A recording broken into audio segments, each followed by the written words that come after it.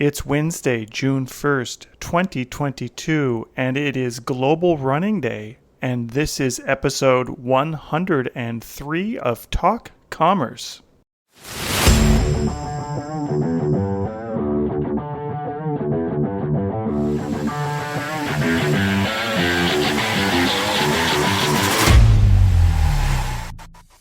Do you want to have an impact on the world and do something to better it? Reynaldo Santana helps us to understand the complicated maze of the nonprofit Google AdWords program and how he helps nonprofits to better themselves through these online tools. Reynaldo is a former tech executive with 10 years of experience working from corporate to small, medium-sized businesses to nonprofits and startups, managing a budget of $30 million and teams worldwide. Reynaldo is a serial entrepreneur, investor, speaker, philanthropist, and author on a mission to impact 1 billion lives by using what he has learned along his journey. And now, your free joke.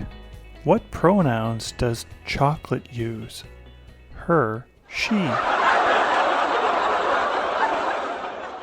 This episode of Talk Commerce is brought to you by SalesLayer. SalesLayer is a product information manager in the cloud that centralizes product information and synchronizes it in all sales channels automatically. Print, web, mobile, product feeds for the retailers and more. Woo! Big cheering in the background, but low budget, so we can't do it. Forget about inefficient spreadsheets. With SalesLayer, you can upload the information that you have in whatever format you have with one simple click. Go to saleslayer.com today and learn more about how this fantastic PIM in the cloud can help your business move forward into the future. My name is Brent Peterson, and I'm your host. Please remember to subscribe wherever you download your podcasts. And now, Talk Commerce. Welcome to this episode of Talk Commerce. Today I have Reynaldo Santana. He is an entrepreneur and the founder of Impact Annex. Reynaldo, go ahead, introduce yourself. Tell us what you do in your day-to-day life and maybe one of your passions. Thank you so much, Brent, for having me here today and everyone for listening today. Happy to. So who is Reynaldo Santana? Well, I am someone who was born in Lawrence, Massachusetts. I'm a serial entrepreneur, impact investor. I'm an author. I'm a motivational speaker for young people. I am second generation here in the U.S. My parents came from the Dominican Republic. So everything that I do is new, and the first one in my family is pretty cool. It's like a journey or an adventure on everything that I do in life. So it's pretty awesome. But aside from that, my background, 12 years working in the tech field. I used to live in Mexico, San Francisco, California. I did some time in Florida and Colombia, Venezuela. So I've been everywhere as well. One thing that I also like to do and to share with everyone is that I've been playing the trumpet since the age of 7. So I'm a musician as a hobby. And also, so I do love music a lot, and I love to travel, like to eat food. You can consider me as a chubby guy if you see me in the street. Not that big, I'm a chubby guy, but if you ever come to Massachusetts, hit me up. Happy to grab some sort of food or drink. All right. Yeah, trumpet. I played trumpet in junior high, and I still have my trumpet. I was thinking about putting up on the wall behind me.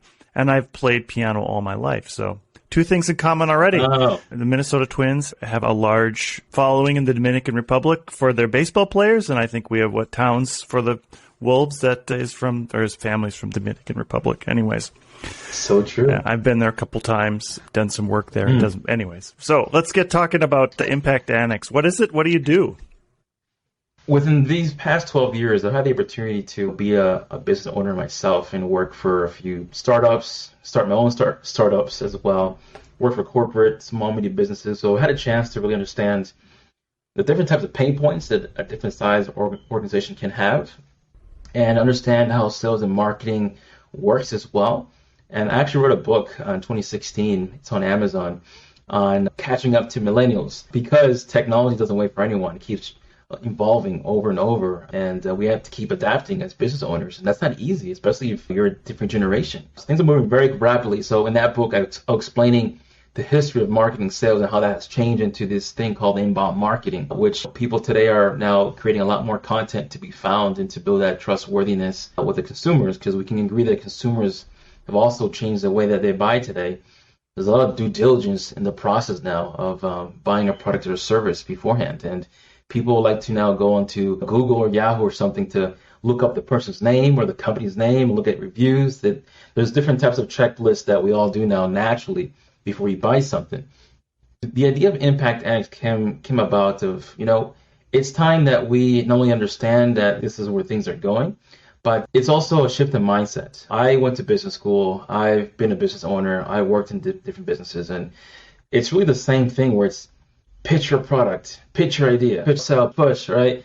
And that becomes annoying at some point, and people don't like to be pushed. And so I'm on a mission to, impact 1 billion people out there. And with the message of you should give before you receive.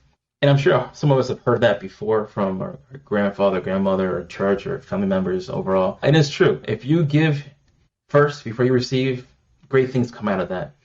And that's what Impact is all about. It's about giving before you're receiving. And I show that mindset shift, and I use different tools to help people thrive and be a thought leader and stand out. So going straight to the point, what is Impact Analytics, right? Is basically we're an organization that helps organizations create a philanthropic arm to their business or to their organization. Now, what does that mean? Basically, let's take a for-profit organization, for example. I would kind of speak to the owner and be like, hey, what do you care about? What kind of causes that you really, that's close to you? It can be the Red Cross, it can be saving animals, saving children, you name it. What's that special thing that's close to your heart? And typically they'll tell me what that is. And if they don't know what that is, I can tell them, what, have you ever thought about giving back to your community by just teaching people on what you do for your for-profit? So rather than pitching and selling your service and products, why not teach people about your products and services and how you help people and what are the pain points that you're trying to solve? And they're kind of looking at me like, that's a different angle. What is? And so once we come down to, all right, so this is what we're going to do. This is the cause that you're going to focus on. I file and register a nonprofit on their behalf. It can be in the US or it can be in Canada. And once we have a nonprofit set up, and once we have the targeted or all set with, agreed upon, I tend to focus on a particular grant that many people don't know about, Brent. And that is that there's the Google Nonprofit Program grant.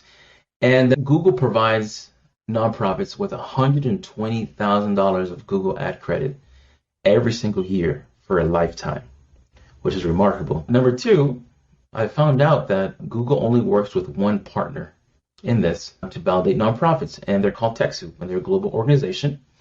And if you don't do that application well or correctly, you can get denied, and you can no longer apply to Google, which is unfortunate. And then number three is Google they don't provide good support on this. Their website is nice and shiny with testimonials, everything else. They tell the steps on how to do this, but it's harder than you think it is. I mean, all they have to offer is heavy documentation. I don't know why, but that's what it is. And we all know that there's many people out there who are not technical to understand these documentations. So that's where we come in as well. You can do it yourself, or you can have us help you do this whole process.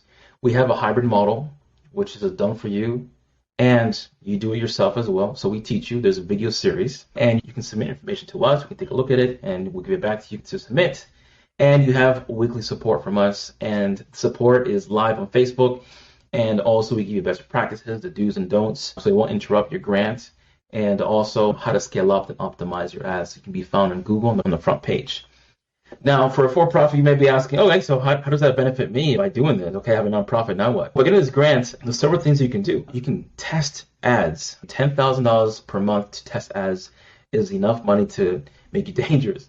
What does that mean? Basically, you can test different markets, different age groups, races, languages, countries, nationwide, different states, you name it. You can test different things out, and whatever works, you take that and optimize it and scale up, right?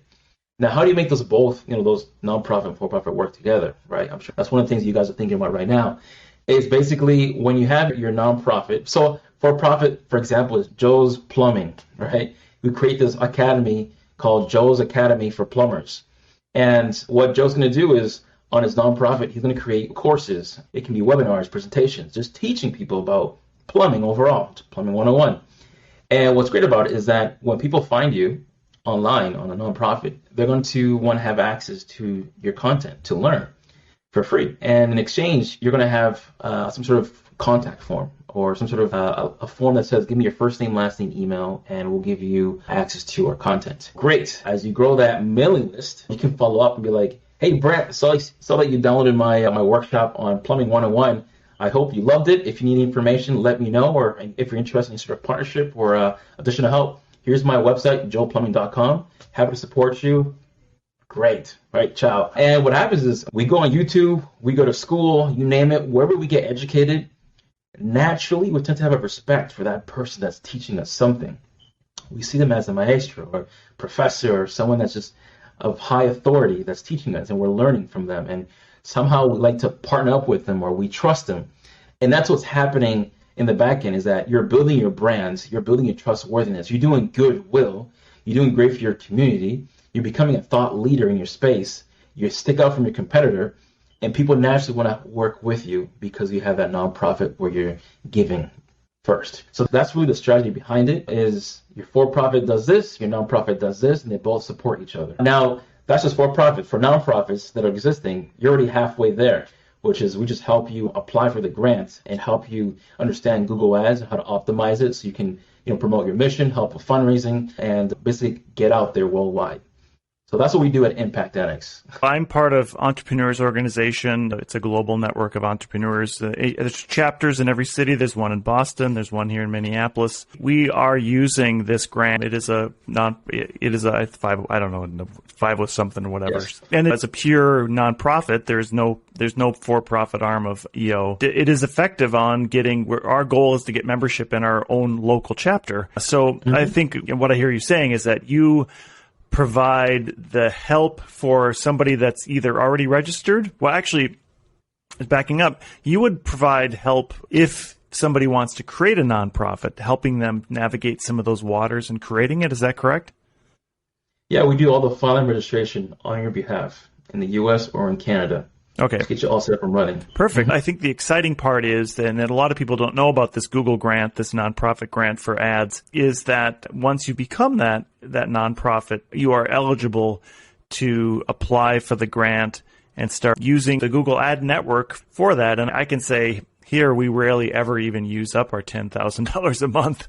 It's a lot of ads to run for entrepreneurs, for trying to get people to join an entrepreneurs organization. But I think you're also right. It does give an opportunity for people to test some of these things, and even as a nonprofit to learn and navigate how Google works. I did do that Joe's Plumbing thing, and I went through all those, and then my wife said, no, I'm hiring a plumber, because there was water everywhere. It never worked for me, but I know a lot of people are going to be able to do the DIY plumbing thing. So maybe walk us through how you would take an existing nonprofit and help them with the Google part of it, or just getting them onto the ad network.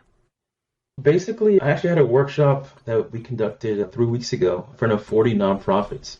It was great because I got to really understand what are the common pain points from these 40 nonprofits, and a large majority of it was technical skills. They were nonprofits already up and running.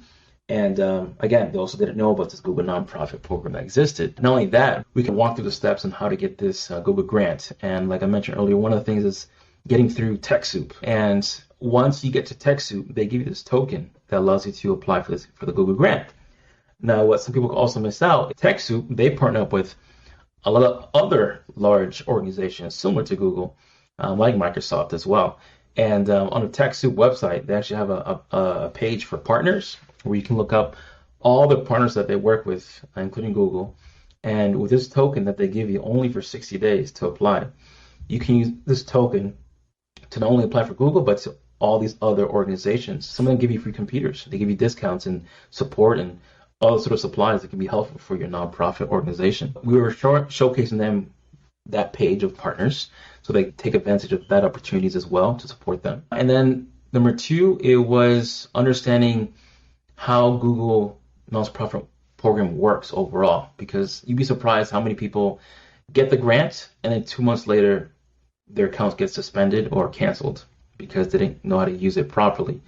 Like I mentioned, Google They provide heavy documentation, but they don't give you all the answers. They don't give you best practices and do's and don'ts that much. So we teach them not to enter a debit or credit card on the back end, because that will interrupt it. We also show them the website policy that Google expects before they give you the grant. Google has their expectations, making sure that's mobile friendly, making sure there's no commercial activity or language on the website, and a few other points there that one has to go line by line. So we teach them to make sure you go through that policy very well. And also we start teaching about Google Ads can be very complicated for some folks if you're not really tech savvy. So we create these videos to show them step by step how to use it, what each certain things mean, buttons, wordings, what are keywords, so help them to define their keywords, and also how to use pixels to track everything, because if you know how to use pixels and conversions, stuff like that, you're able to kind of track on your other social media platforms how things work and track the right people, not just only. So we do share best practices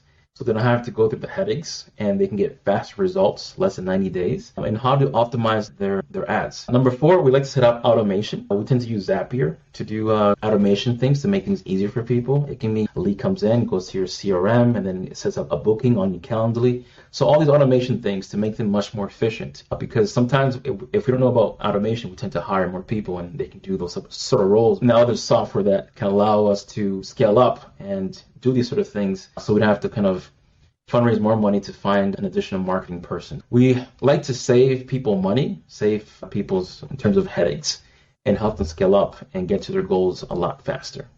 So that's what we do for existing nonprofits. I know that one thing in your bio, you said that you help serve underserved communities. You help with underserved Yes. communities. Maybe tell us about how you're helping in that, and maybe why those underserved communities don't have the kind of access that your Fortune 500 company that wants to do a nonprofit would have.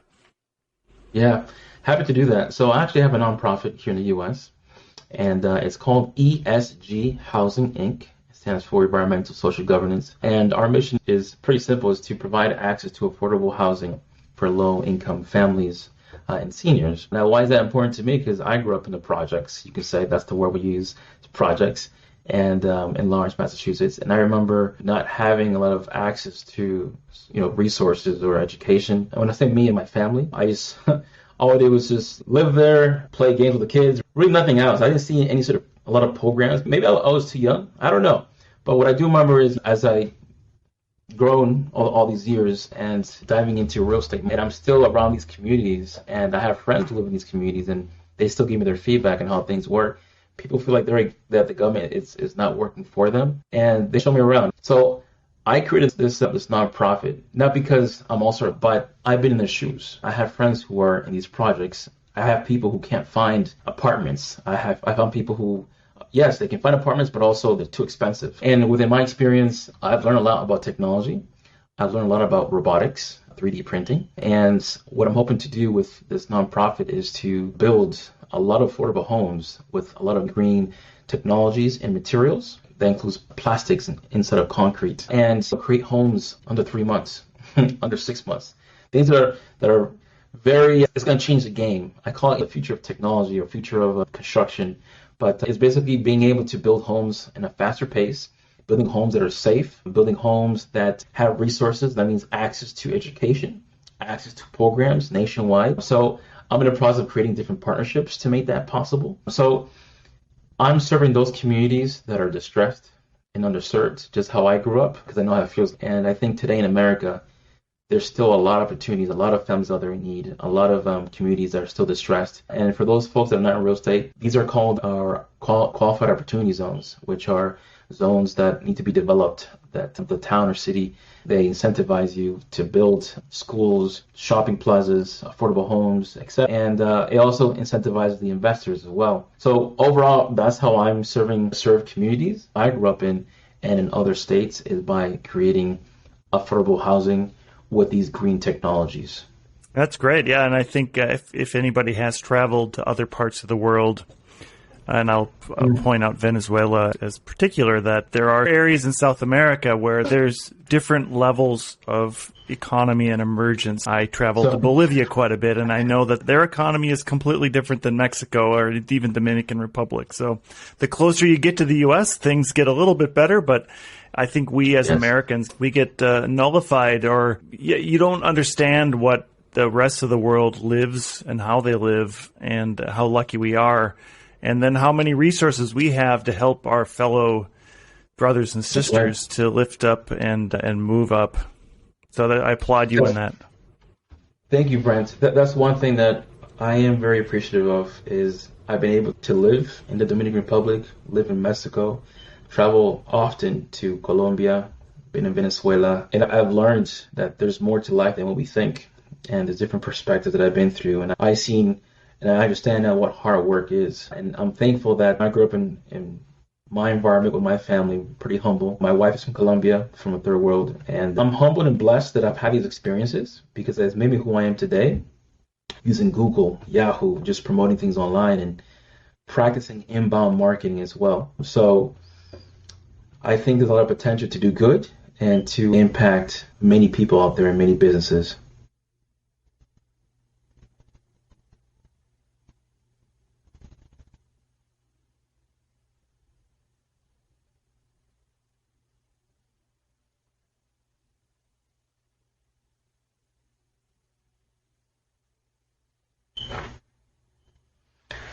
Kept me humble for sure, and blessed to have what I have today and being raised here as an American. But it has opened up my perspective on the opportunities and where the need is and where we can provide help. ESG, Housing Inc., and Impact Annex is just the beginning. I'm planting my seeds here in America to build case studies to create some sort of long-term game here. But my long-term goal is to expand to these countries that I've visited, because I've seen that there's still countries out there that still do business face-to-face. They use radio ads, newspaper ads, they do WhatsApp promotions, right, on these communication apps. And, they're all transforming into the digital world as well. So they're all beginning to create online websites, they're creating inbound marketing techniques, offers, right? They're transforming into this digital age. And all this is going to be helpful for them, especially the Impact Annex. $10,000 here for us is about 40 million pesos in Colombia. And that can make a big impact for any business down there. To be found on Google. Just think about back when we got internet and we started having AOL and Google. Anyone who knew the .com era and was able to be on the first page of anything or just have a page, you were thriving. You're ahead of the curve. So the opportunity still occurs for other countries, and we're able to provide that opportunity with this Google ad grant. So the hopes and the long-term goal is to expand to other countries and create more JV opportunities. And on the ESG Housing Inc., don't get me wrong, I already have people in Peru who want 500 single homes to be built with these 3D printer machines. So there's demand that's growing, there's education that's still happening, evolving, but I'd love to see how we can do more international work as we grow. I'm trying to get my feet wet here in the U.S. first, but the vision, the long-term goal, the future, it's going to be a beautiful thing. We're going to help a lot of people, and I think achieving that goal of impacting 1 billion lives is a reality. And I can't do it alone. I can only do it with everyone who has a similar vision, who feels that energy through this podcast, and hoping that we can connect at the end of this podcast to make that dream into a reality. Yeah, that's great. So we have a couple of minutes left. So maybe help people understand how they could get a hold of you. What are the right people that you'd like to talk to? And Sure. Yeah. Happy. Thanks so much, Brent. For those listening, if you have an interest to learn more about Impact Annex, if anyone has to look you up on Google, then you're a great fit for us, because this grant is for anyone that can be found on Google. So that can be a for-profit or nonprofit. We're happy to help you out. Just visit our website at www.impactannex, that's spelled A, and browse around, and any contact form you find there will lead up to me. We'll have a half-hour conversation, just learn more about your current situation. And for those folks that are interested in learning more about ESG Housing Inc., we have a website, www.esghousing.org, and we're looking to, of course, any donors like to donate. Happy to have you part of the family. And in terms of partners, we're looking for partnerships for developers, landlords, former mayors or governors, anyone that's involved in QOZ, which is Qualified Opportunity Zones, and any volunteers or potential community members like to join our team, that'll be phenomenal because then we can scale up very rapidly. We love to have people in different states because your town and city situation more than I do. And we're looking to scale up that way where you can be an ambassador for ESG Housing Inc. for your community.